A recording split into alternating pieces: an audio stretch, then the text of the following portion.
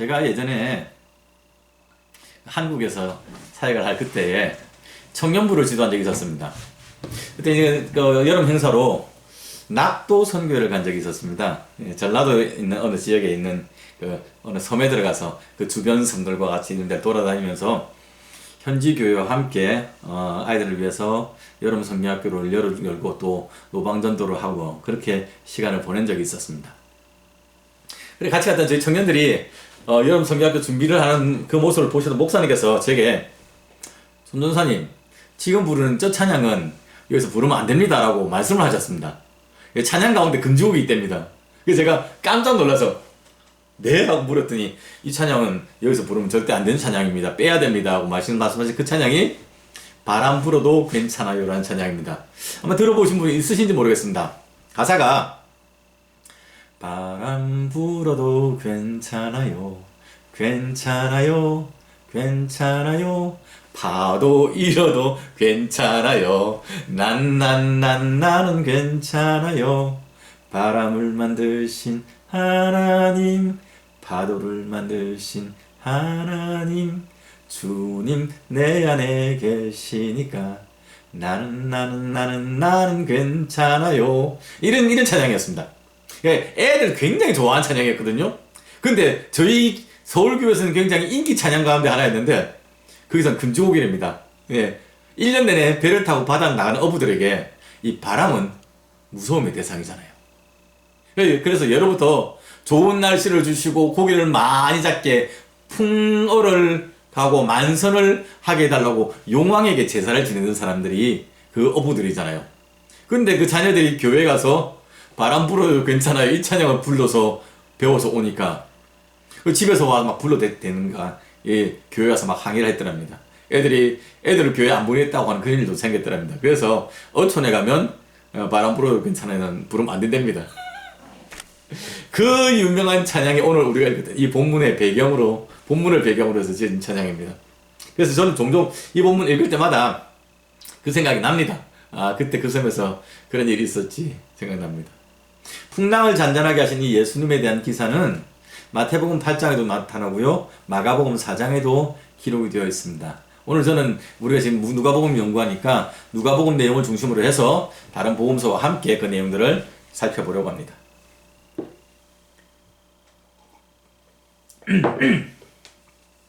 우리가 함께 읽은 것처럼 어느 날 예수님께서 제자들과 함께 배를 타고 갈릴리 호수 건너편으로 건너가셨습니다. 배에서 예수님께서 잠이 드셨는데 갑자기 광풍이 호수로 내리쳐 배에 물이 가득하게 되었더랍니다. 호수로 내리쳤다는 이 표현이 굉장히 인상적입니다.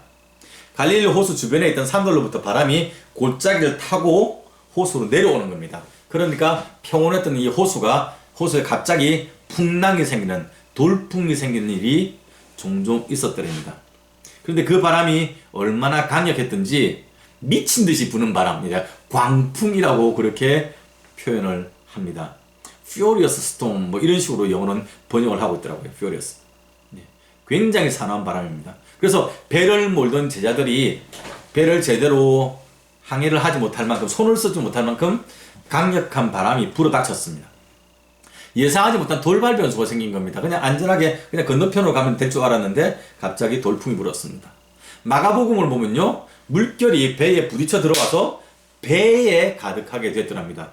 여러분 배의 모습을 여러분 아시죠? 이렇게 되어 있지 않습니까? 그래서 물결이 오더라도 경사가 되어 있기 때문에 배에 부딪히면 튕겨나가야 되는데 파도가 너무 세고 배가 막 심하게 요동치니까 물이 배 안으로 많이 들어오는 그런 상황이 되었습니다. 그러니까 지금 이 상황은 전혀 일반적이진 않고 전혀 예상하지 못했던 응급 상황이 된 겁니다. 그런데 문제는 이 와중에 우리 주님이 주무시고 계셨다는 것입니다. 배가 물이 잠길 만큼 파도가 치고 막 이렇게 배가 막 움직이는데 우리 주님이 안 일어나셨습니다. 놀랍지 않습니까? 웬만큼 잠에 깊이 드는 사람도 이 정도 파도 치면 일어날 겁니다. 근데 주님 잠에서 깨지 않으셨습니다. 그 모습을 보는 제자들의 마음이 어땠을까요? 저는 자꾸 상상을 여러분에게 유도를 하지 않습니까? 저는 쉽게 상상됩니다. 혹시 여러분이 댁에서 뭐 설거지를 하거나 아니면 집 청소를 할 때, 물론 그 양이 굉장히 많아야 됩니다. 뭐 여러분 집에는 그런 일이 없어. 설거지가 쌓인 일도 없고, 뭐 집 청소할 일이 쌓인 일도 없고, 뭐 저희 집도 없어야 되니까 저도 없습니다. 저도 잘 모르겠습니다. 뭐 우리가 상상해 봅시다.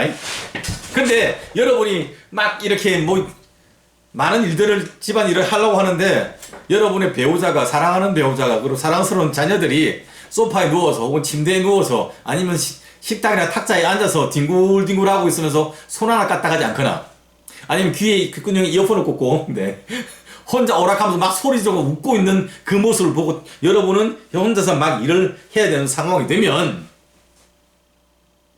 굉장히 사랑스럽죠, 그분들이. 네, 그런 겁니다. 지금 제자들의 마음이 아마 그랬을 겁니다.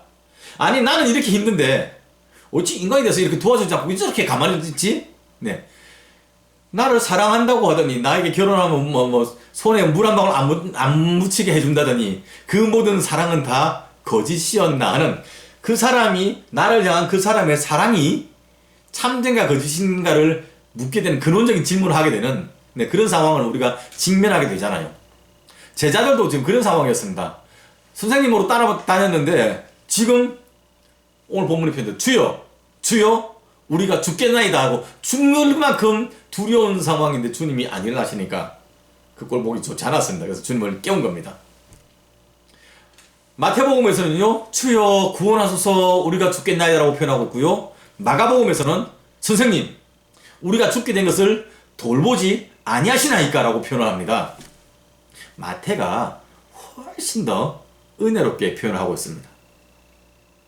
어떤 신학자들은 누가복음에서 제자들이 예수님을 주여라고 두 번을 주여 에피스타타 이렇게 두 번 불렀거든요. 이렇게 부른 것을 보면 이 사람들이 여기 말한 이 주여는 마스터 혹은 치프의 의미입니다. 그러니까 우리 주인님, 우리 대장님 뭐 이런 식의 의미입니다. 그래서 제자들이 자신들의 생명에 대한 권세가 주님께 있음을 인정한 것이라고 그렇게 주장을 하는 신학자도 있는데, 마태복음은 주님을 큐리어스라고 우리 주인이여 주님이 하고 있고, 누가복음은 나의 주인이여 하고 또 다른 단어를 써서 표현하고 있고, 마가복음은 선생님 디다스칼로스라고 부르고 있거든요. 표현이 다 다릅니다. 그러니까 이 호칭이 그렇게 깊은 의미를 갖추고 있다고 보기는 힘들지 않을까 저는 생각을 합니다. 마태나 누가는 주님을 부르는 제자들의 표현조차도 존경스럽게 주님하고, 물론 다른 단어를 써서 부르고 있지만 굉장히 순화돼서 부르지만, 마가복음에서 선생님 하고 제자들이 부르는 거 보면 오히려 저는 마가복음의 기록이 훨씬 더 당시의 제자들의 마음을 잘 표현한 게 아닌가. 선생님 우리가 죽게 되었는데 돌보지 않습니까? 우리 케어 안 하십니까? 지금 잠잘 때입니까? 뭐 이런 식의 그런 마음입니다. 그것이 마가복음에 훨씬 더 잘 드러나고 있습니다. 제자들의 요청을 받고 예수님께서 잠에서 깨셨어요. 그리고 바람과 물결을 꾸짖으셨습니다. 잠잠하라, 조용하라, 시끄러워, 뭐 이러시는, 그죠? 바람이 그치고 물결이 잔잔해졌습니다. 상상하지 못한 기적이 일어났습니다. 하긴 상상할 수 있으면 기적이 아니죠, 그죠? 우리가 예상할 수 있는 그건 기적이 아니죠. 일반적인 거죠.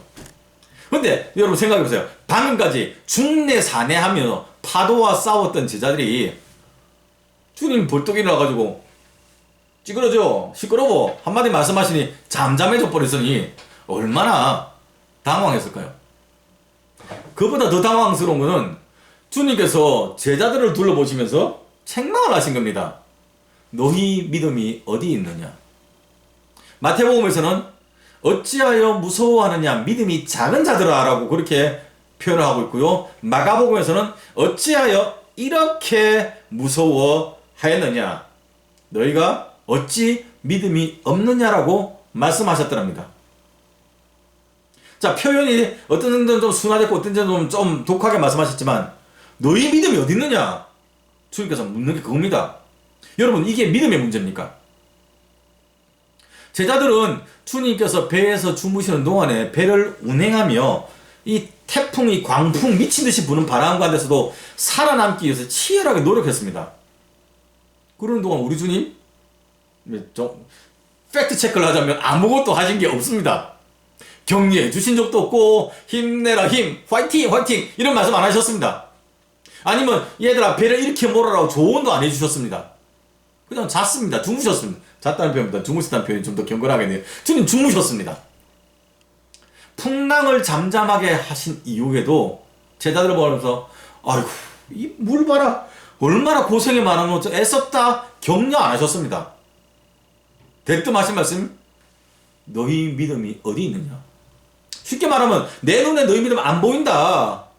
이런 믿음도 없는 것들 그런 말씀하신 거잖아요. 여러분 당혹스럽지 않습니까?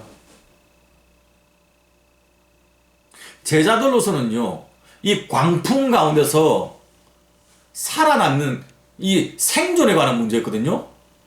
살기 위해서 몸부림쳤는데 주님께서 그들의 그 힘든 상황을 보시면서 주님은 그것이 생존의 문제가 아니고 믿음에 관한 문제로 보고 있다는 사실입니다. 이거 주목하셔야 됩니다. 이 사람들 잘못한 거 없습니다. 제자들이 이 폭풍을 만난 것에 이 광풍이 일어난 것에 대해서 제자들이 원인 제공을 한 게 아무것도 없습니다. 그렇죠? 그들이 겪는 이 어려움의 원인이 그들에게 있지 않습니다. 그냥 일상 가운데 일어나는 어려움이고 외부에서 나타나는 어려움입니다. 지금 마치 코로나 사태처럼 우리가 아무 잘못 안 했잖아요. 근데 지금 중국에서도 이 바이러스가 발생해서 전 세계적으로 퍼져나왔고 지금 우리가 어려움을 겪고 있습니다. 제자들도 마찬가지예요. 그냥 그런 외부에서 발생한 이 어려움을 극복하기 위해서 노력하고 있는데 주님께서 얘들아 극복을 해야 되는 건 맞는데 그거는 그렇게 극복할 것이 아니고 믿음의 관점에서 해결해야 된다고 주님께서 말씀을 하고 있습니다. 시편 107편을 보면요 이와 비슷한 상황이 기록이 되어 있습니다. 우리 23절부터 같이 한번 읽어볼까요? 시편 107편 23절입니다. 우리 같이 한번 읽어봅시다. 배들을 바다에 띄우며 큰 물에서 일을 행하는 자는 여호와께서 행하신 일들과 그의 기이한 일들을 깊은 바다에서 보나니 여호와께서 명령하신즉 광풍이 일어나 바다 물결을 일으키는도다. 그들이 하늘로 솟구쳤다가 깊은 곳으로 내려가니 그 위험 때문에 그들의 영혼이 녹는도다. 그들이 이리저리 구르며 취한 자같이 비틀거리니 그들의 모든 지각이 혼돈 속에 빠지는도다. 이에 그들이 그들의 고통 때문에 여호와께 부르짖으며 그 부르짖음에 그가 그들의 고통에서 그들을 인도하여 내시고 광풍을 고요하게 하사 물결도 잔잔하게 하셨는도다. 그들이 평온함으로 말미암아 기뻐하는 중에 여호와께서 그들이 바라는 항구로 인도하시는도다. 아멘. 아멘. 여러분 25절 보면요. 뱃사람들이 겪는 이 풍랑의 원인이 자기들에 없고요. 하나님께 있다고 설명합니다. 여호와께서 명령하신즉 광풍이 일어나 바다 물결을 일으키는도다. 이 주체가 하나님이십니다. 하나님의 섭리와 계획 가운데 하나님의 자녀들이 들어가 있습니다. 하나님의 그 섭리와 그 계획이 우리를 위한 섭리일 수도 있고 남을 위한 계획일 수도 있습니다. 그런데 그 가운데 끼어있는 우리들이 환난과 어려움을 겪을 때가 있다는 얘기입니다. 물론 우리가 잘못해서 하나님께 징계를 받고 벌 받아서 어려움 겪을 때도 있습니다. 굉장히 슬픈 상황이지만 그렇지만 우리 잘못 없이 아무 우리에게 귀책 사유 없이 광풍과 같은 힘든 어려움을 맞게 될 수도 있다는 말입니다. 하늘로 솟구쳤다가 깊이 처박힐 만큼 위험하고 고통스러운 순간 정신의 모든 감각기관이고 정신도 없고 모든 기관들이 다 혼돈스러울 만큼 혼이 쏙 빠질 만큼 그런 어려운 순간을 우리가 겪을 겁니다. 겪을 수도 있습니다. 안 겪길 바라지만 그런 상황이 될 때 우리는 그 문제를 해결하기 위해서 노력할 겁니다. 그죠? 제자들이 상상할 수 있잖아요. 배에 수평 잡고 물 퍼내고 뭐 할 수 있는 거 다 했을 겁니다. 만약에 지금 여러분 가운데 어려움을 겪고 계신 분이 계시다면 지금도 아마 그렇게 오늘 예배 드리는 가운데 마음 복잡할 거 아닙니까? 그 문제 해결하기 위해서 이리저리 뛰어다닐 것 아닙니까? 그러나 여러분 그 문제를 해결하는 여러분의 방법들 가운데 주님이 들어가 있는지 점검하셔야 됩니다. 제자들의 입장에서는요 생존하기 위해서 한눈도 팔지 않고 치열하게 노력했습니다. 근데 주님은 그들의 그 수고와 노력에 대해서 평가를 하신 게 아니라 그 문제를 해결하는 기본은 그 방법은 믿음이라는 사실을 오늘 본문에서 가르쳐 주시는 겁니다. 다시 한번 말씀드립니다. 주님과 우리가 같은 상황을 바라보는 관점이 다를 수 있습니다. 기억해야 됩니다. 우리 신앙생활은 우리의 시선과 우리의 방식을 주님의 것으로 우리가 조정하는 과정입니다. 그죠? 내 방식 내려놓고 주님 방식 따라가는 겁니다. 생존의 문제를 믿음의 관점에서 바라보고 믿음의 방식으로 해결하기 위해서 삶의 태도나 우리의 기준이나 우리의 생각을 바꾸어야 한다는 얘기입니다. 하나님 믿는다고 말하면서 주님의 제자라고 자부심을 가지고 우리가 이야기하면서 내가 성령님과 동행하며 내가 경건하게 살아간다고 큰소리 치면서 정작 우리가 문제를 해결할 때 주님 없이 내 방식대로 내 생각대로 해결을 하려고 하고 있지는 않은지 우리가 우리 자신을 다시 한번 살펴봐야 됩니다. 이 말이 우리가 문제를 만났을 때 문제를 해결하기 위해서 우리가 노력할 필요 없다는 얘기 아닙니다. 그냥 하나님께 기도하고 바짝 끼고 하나님 도와주세요 하고 딱 기다려도 된다는 그런 얘기 아닙니다. 사도행전 27장을 보면요, 사도 바울이 유라굴로라는 태풍을 만났던 일들이 기록되어 있죠. 여러분 잘 아시죠? 굉장한 어려움에 처했습니다. 사람들이 다 죽을 것 같은 상황이었어요. 그것도 장장 보름 동안이나. 목숨을 잃을지도 모르는 그런 고난을 겪었습니다. 바울이 그때 그 보름 동안 그냥 기도만 하고 아무것도 안 했습니까? 아닙니다. 배를 타고 있는 사람들과 끊임없이 대화하면서 방법들을 찾아갔습니다. 백부장을 만나서 이야기도 하고요. 그랬습니다. 배에서 일어나는 온갖 음모와 다른 것들을 바라보면서 그것을 막아냈습니다. 네. 그 사공들이 위험하니까 먼저 자기들만 도망가려고 했잖아요. 그 바울이 그 사실을 알고 백부장에 가서 사공들을 붙잡았습니다. 나가지 못하게. 배가 육지로 가까이 갈수록 사공들이 끊임없이 수심을 체크합니다. 모든 기술을 다 동원해서 육지 가까이로 배를 몰아갔습니다. 육지가 가까이 오니까 수영할 수 있는 사람들은 다 육지로 수영을 해갔습니다. 남은 사람들은 다 널조각이나 배 물건에 의지해서 섬으로 나아갔었습니다. 할 수 있는 방법을 다 동원해서 그 문제를 해결해 나갔다는 얘기입니다. 그렇다면 사도행전 27장에 기록되는 이 사도 바울과 오늘 본문에 기록되는 제자들의 차이점이 무엇입니까? 바울은 자신 곁에 서 계신 주님을 인식하며 신뢰하며 문제를 해결해 나갔습니다. 조금 전에 말씀드린 것처럼 사공들이 자기들만 살겠다 도망가려고 할 때는 그들은 막아서 배에 남아있는 276명의 생명을 구했습니다. 죄수들이 도망칠지 모르니까 차라리 죽여버리자는 이 부하의 주장에, 군인들의 주장에 백부장은 바울을 구하려고 죄수를 다 살려주었더랍니다. 그러면 안 된다라고 막았더랍니다. 예수 믿는 사람이, 믿음의 사람이 한 사람 바로 서니까 그 사람 때문에 다른 사람들이 위험에 빠질 수 있는 사람들이 같이 은혜를 받는 거예요. 이런 역사가 일어나는 겁니다. 죽을 만큼 힘든 상황에서도 영혼 사랑하시는 하나님 마음, 하나님의 방법을 사도 바울은 포기하지 않았습니다. 그러니까 사공들을 붙잡았죠. 그래서 사람들 살린 것 아닙니까? 예. 무엇보다 한순간도, 그 고난의 순간도 택한 백성을 사랑하시는 하나님의 마음, 하나님을 향한 신뢰와 믿음을 바울은 놓지 않았습니다. 본문을 보세요. 주님과 함께 있으면서도 주님 없이 문제를 해결하려는 이 제자들을 주님께서 책망을 하시는 겁니다. 너희의 믿음이 어디 있느냐? 주님의 말씀을 듣고 제자들이 두려워하며 놀랍게 여겼다고 25절은 기록을 합니다. 주님의 능력을 보고 놀란 것을 이해되는데요. 두려워했다니까 좀 의아하지 않습니까? 바로 전까지 조금 전만 해도 제자들이 두려워한 것 맞습니다. 왜요? 광풍 때문에.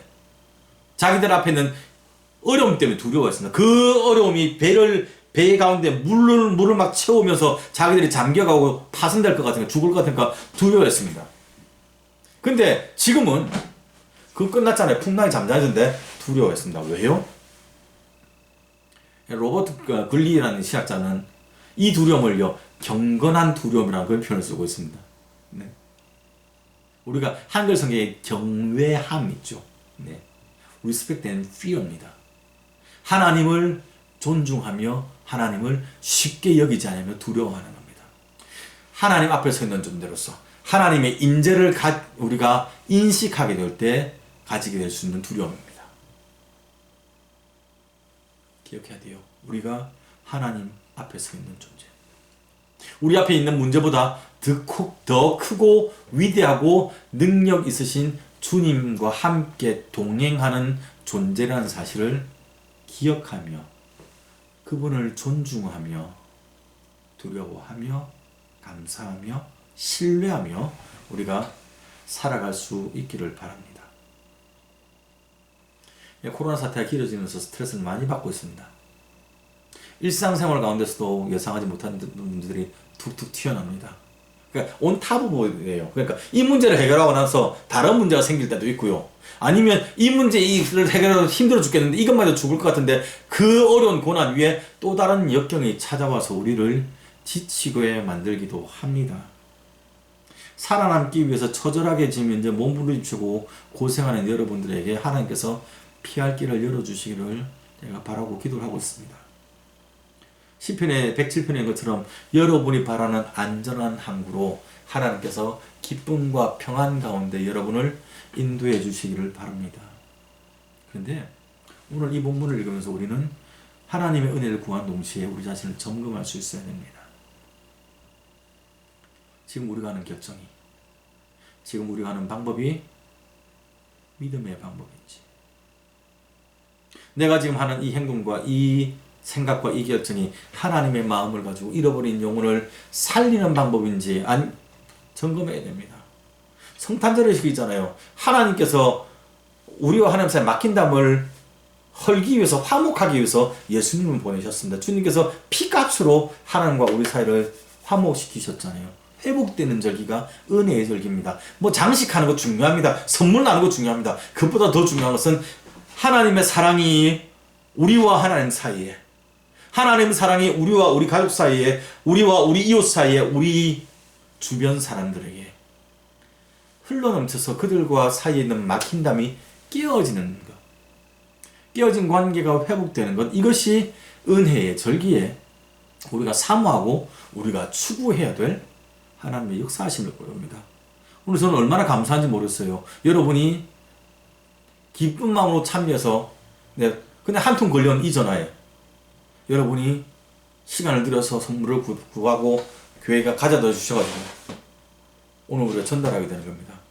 우리도 힘든데 하나님 마음 품는 거잖아요. 그래서 우리가 나누는 거다니까 정말 귀하고 감사합니다. 이런 관계들이, 사랑의 섬김들이 무엇보다 우리의 생각과 행동과 그런 결정의 모든 과정들이 하나님을 신뢰하는 믿음 안에서 그분을 두려워하는 경외함 가운데 우리가 결정되며 드러날 수 있는 그런 은혜의 절기, 회복의 절기가 되기를 축원합니다. 기도합시다. 우리를 사랑하신 하나님 아버지 감사합니다.